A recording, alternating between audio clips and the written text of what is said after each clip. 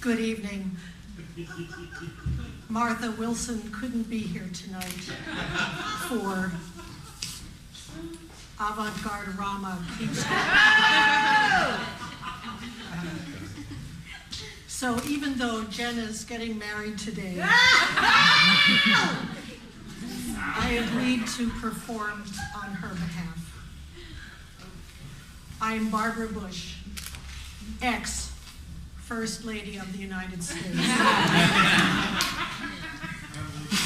wife and confidant of George Herbert Walker Bush, 41st President of the United States, mother and confidant of Jeb Bush, ex-governor of the great state of Florida, mother and confidant of George W. Bush, 43rd President of the United States. If power is the ultimate aphrodisiac, I guess you might say I'm the sexiest woman in the free world.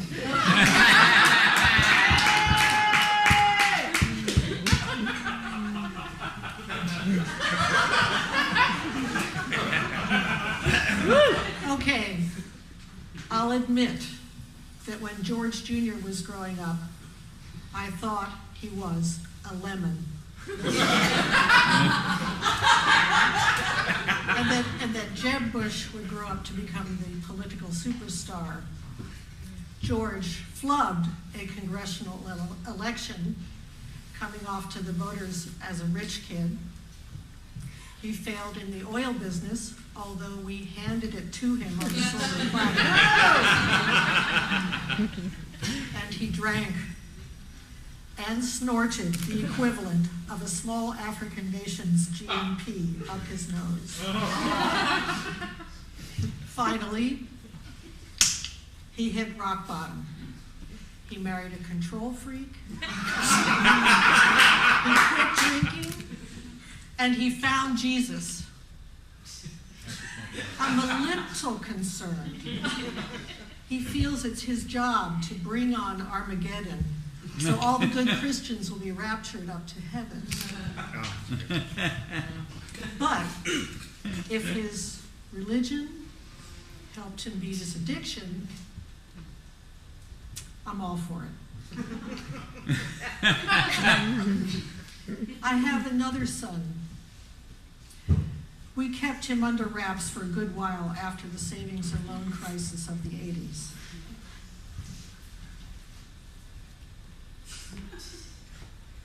But now he has a successful new venture that has captured the interest of school districts in Florida, Nevada, and in Texas, where in 2006, I donated 8 machines to the children evacuated after Hurricane Katrina. They're called COWS, Curriculum on Wheels. And at $3,800 a pop, they're much cheaper than teachers, which typically cost $38,000 a pop. Recently, Neil sold $250,000 worth of cows to the Houston School District, which used hurricane relief funding to pay for them.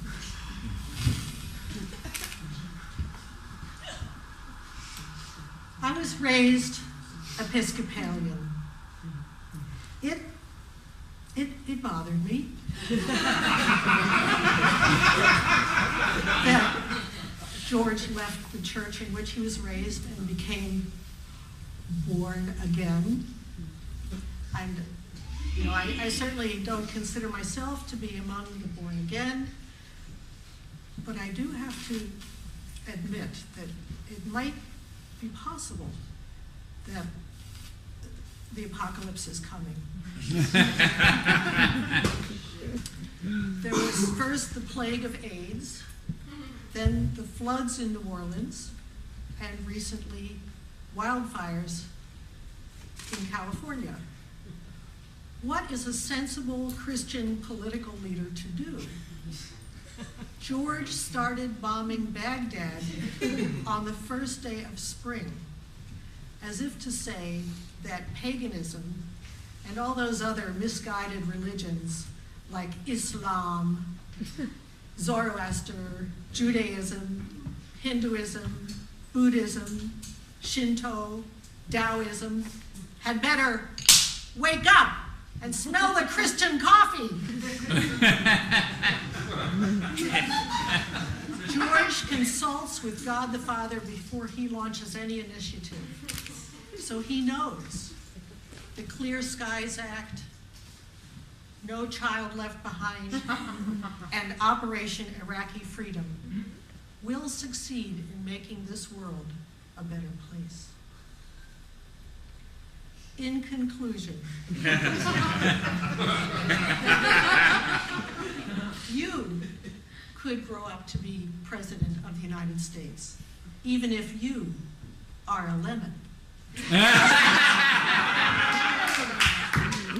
All it takes is money, family, and political connections. So vote Republican. Republicans can be venal in the open.